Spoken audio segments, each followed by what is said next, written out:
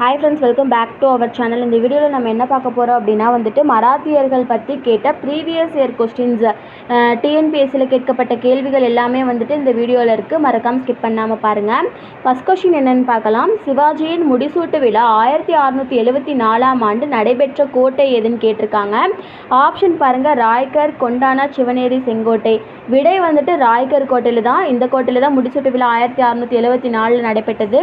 இந்த இடத்துல தான் சத்ரபதின்ற பட்டத்தை சூட்டி கொண்டாரு. நெக்ஸ்ட் கொஸ்டின் பாருங்கள். அடுத்தது பாருங்கள், பொறுத்துக்க கொடுத்துருக்காங்க பாருங்கள். சிவாஜியின் பிறப்பு, சிவாஜியோட பிறப்பு எப்போனா 1627 தான் சிவாஜியின் பிறப்பு. புரந்தர் உடன்படிக்கை பாருங்கள், 1665 ஜூன் 11 தான் புரந்தர் உடன்படிக்கை நடைபெற்றது. சிவாஜி ஆக்ரா விஜயம் எப்போ அப்படின்னா 1666. அப்போ தான் சிவாஜி ஆக்ரா வந்திருப்பார். அதனால தான் சிவாஜி ஆக்ரா விஜயம் அப்படிங்கிறாங்க. சிவாஜி சத்ரபதி பட்டம் சூட்டிக் கொள்ளுதல், இதற்கு முந்தின கேள்வியில் நம்ம பார்த்தோம் இல்லைங்களா, ராய்கர் கோட்டையில் பட்டம் முடிசூட்டு விழா நடைபெறும்ட்டு. அந்த இயர் 1674. அடுத்த கேள்வி பாருங்கள் ஃப்ரெண்ட்ஸ். எங்கே கடற்படை தளத்தை நிறுவி இருந்தார் அப்படின்னு சொல்லி கேட்குறாங்க. விடை என்னென்னா கொலபா. இங்கே தான் சிவாஜியோட கடற்படை தளத்தை நிறுவி இருந்தார்.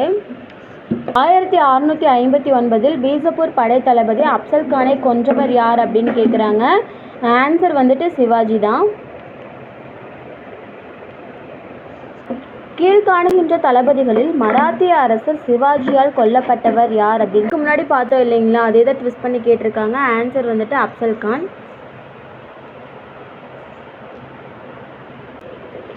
கீழ்கண்டவற்றில் தவறான கூற்றை கண்டறிகன்னு கேட்டிருக்காங்க. ஃபஸ்ட்டு கூற்று ஏ பாருங்கள், சிவாஜியின் பாதுகாவலர் தாதாஜி கொண்டதேவ். இது கரெக்டு தான். சிவாஜி ராஜ்கோட் கோட்டையில் முடிசூட்டி கொண்டார் அப்படின்றாங்க. இதுவும் கரெக்டு தான். சிவாஜியின் படை வீரர்கள் சூரத்தை 665 சூறையாடினர் அப்படிங்கிறாங்க. இது தவறான கூற்று. அடுத்த கேள்வி பாருங்கள். அடுத்த ஆப்ஷன் பாருங்கள், 1674 சத்ரபதி எனும் பெயரில் முடிசூடினார். இதுவும் கரெக்டு தான். அப்போ ஏ, பி, டி மூணுமே சரியான விடை.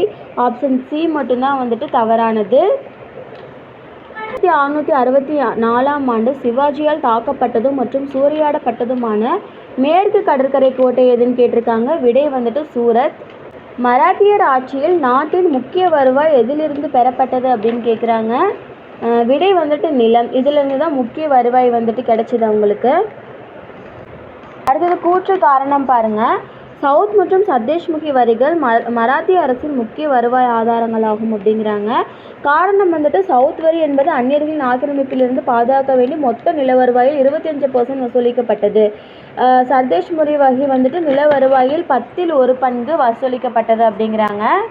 கூற்று காரணம் ரெண்டுமே சரி. காரணம் கூற்று சரியான விளக்கம்தான்.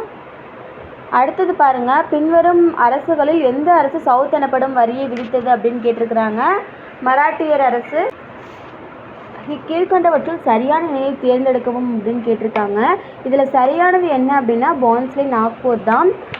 ஹோல்கர் அவங்களுடைய தலைநகரம் எது அப்படின்னா இந்தூர். சிந்தியா உஜ்ஜைன்.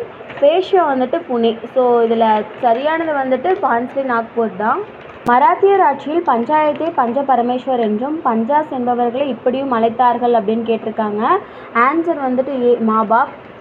யாருடைய படையெடுப்பு மராத்திய பேரரசின் வீழ்ச்சிக்கு சாவு மணி அடித்தது அப்படின்னு கேட்டிருக்காங்க. Answer B, Ahmad Shah Abdali. சிவாஜி பிறந்த வருடம் கேட்டிருக்காங்க. 1627.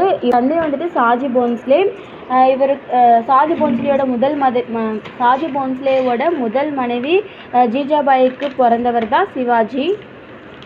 சிவாஜியின் ஆன்மீக குருவாக இருந்தவரின் பெயரிடுகன்னு கேட்டிருக்காங்க. ராம்தாஸ். இவர் தான் சிவாஜியின் ஆன்மீக குரு.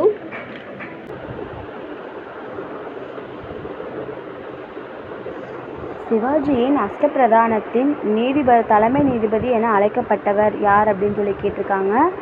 ஏ நியாயாதீஷ்.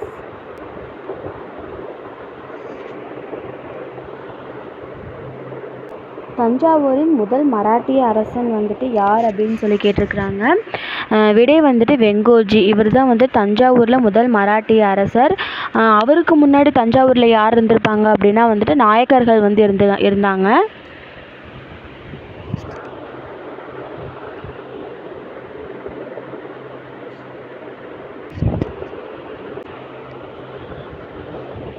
பேஷ்வாக்களில் தலை சிறந்தவராக போற்றப்படுபவர் வந்துட்டு யார் அப்படின்னு கேட்டிருக்காங்க. பாஜிராவ், முதலாம் பாஜிராவ். இவர் தான் வந்துட்டு தலை சிறந்த பாஜிராவ்.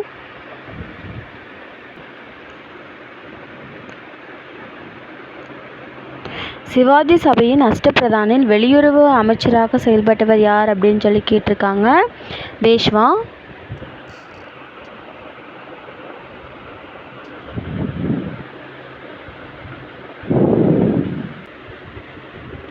யாருடைய படையெடுப்பு மராத்திய பேரரசின் வீழ்ச்சிக்கு சாவு மணி அடித்தது அப்படின்னு கேட்டிருக்காங்க.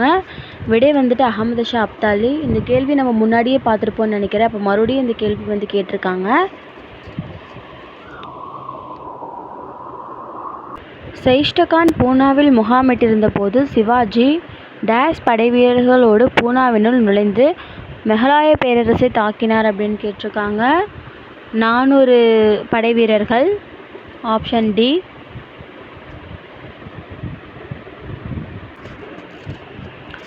மிகவும் சக்தி வாய்ந்த பேஷ்வா யாருன்னு கேட்டிருக்காங்க. முதலாம் பாஜிராவ்.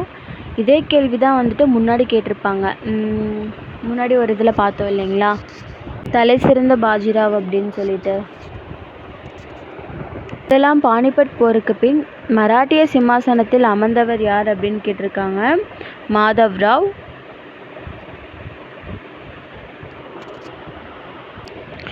சிவாஜிக்கு அடுத்து அரியணை ஏறியவர் யார் அப்படின்னு கேட்டிருக்காங்க. விடை வந்துட்டு சாம்பாஜி.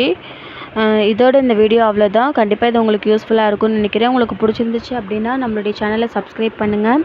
நிறைய பேர் சப்ஸ்கிரைப் பண்ணாமையே பார்த்துட்ருக்கீங்க. ஸோ அதனால் சப்ஸ்கிரைப் பண்ணிவிட்டு பாருங்கள். அப்போ தான் ஃப்ரெண்ட்ஸ். தேங்க்ஸ் ஃபார் வாட்சிங்.